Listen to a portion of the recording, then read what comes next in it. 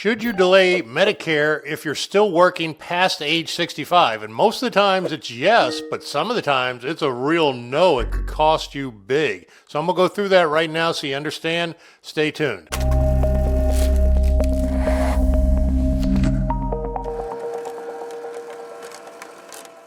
And I'm Keith Arnbrecht, founder of Medicare on Video. I help people across the country make the right Medicare choices. I'm happy to help you as well. Licensed in all 50 states, so we can help you wherever you happen to be. And we're going to talk right now about whether or not you should delay your Medicare Part A and Part B if you're going to still be working past age 65. And most people think, well, of course I should. And that's the answer in a lot of cases, but certainly not in all cases. So the question is, can you delay your Medicare?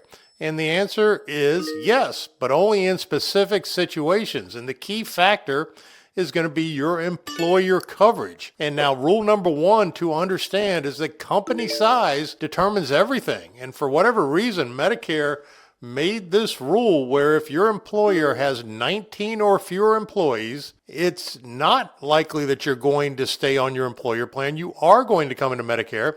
If your employer has 20 or more employees, you will likely stay on your employer plan and not come into Medicare. Now, how in the world we're supposed to know if our employer has 18 or 22 employees is kind of a crazy situation. So I don't know why they set it up this way, but what happens is if it's 19 or fewer, it makes Medicare primary, meaning Medicare is the one that's going to pay. So if you stay on your work insurance and you have a situation, your insurance carrier is going to say, well, Medicare is supposed to pay in this situation, so they're not going to pay. So you don't want to be in that scenario. And then over 20 employees, the employer coverage is primary, meaning they're the ones that are supposed to pay. Now, just because you're over 20 employees at your employer doesn't always mean you want to stay on their plan. Their plan might not be very good. It also, your employer might not pay very much towards your premium. So you might pay more at your employer plan than it would cost you in Medicare. And Medicare is likely going to be much better coverage than what you have at work. So make sure you do an analysis and we can walk right through it with you. That's what we do. We help make sure we get all our pieces in the right places.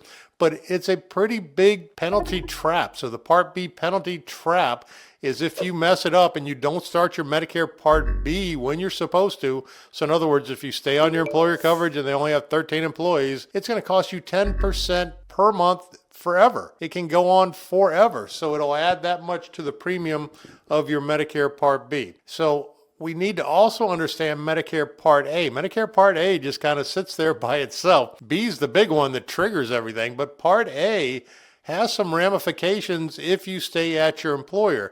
And again, I don't have any idea why they would do this, but they made it so that on an HSA account, if you have a health savings account, a lot of people have that at work, especially if you have a big employer and you contribute into your health savings account. It's a great thing. It's tax deferred money. It's actually tax free money because you can use it for many things without ever paying taxes. And we certainly want to contribute to that as much as we can. But for whatever reason, Medicare set it up that you cannot contribute to your HSA account 6 months before you start Medicare. And then starting Medicare Part A would be considering starting Medicare, even though you don't start B and then come fully in. So if you're going to start your Medicare Part A, understand that health savings account because it's a pretty decent penalty. You'd have to look into it a little deeper with your accountant. And I don't know when it would actually come up, maybe during an audit or something like that, but just understand that the rule is there that you cannot contribute to a health savings account 6 months before coming into Medicare. So that's pretty crazy. So what happens when you actually retire? When you retire, you get an 8-month special enrollment period. So you have a period of time to start your Medicare Part B. Your Part A may already have been started or it may not have already been started, but Part B is the one that's going to trigger everything. So one thing you certainly don't want to do, if you're going to stay at work and stay on your employer plan, do not start Medicare Part B. Number one, it has a premium and you would pay for something that you don't need. Number two, it is your trigger later when you come into Medicare that makes it just like you're turning 65. So you can pick any plan that you want.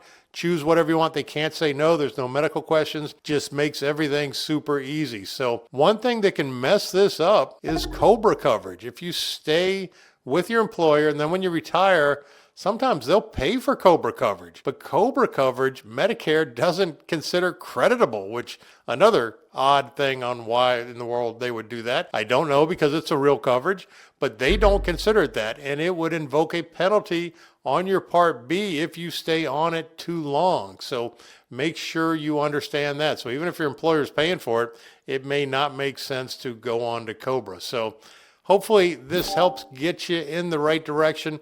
You know, a lot of people think, I thought I could just sign up later. I don't need to verify anything going in. It's a little more detailed. We got to do a little bit of work when we come into Medicare. That's, again, what we do. There's no cost to let us help you. So by all means, give us a call or visit MedicareOnVideo.com. Happy to walk right through it with you. Hope you found this helpful. Have a fantastic day.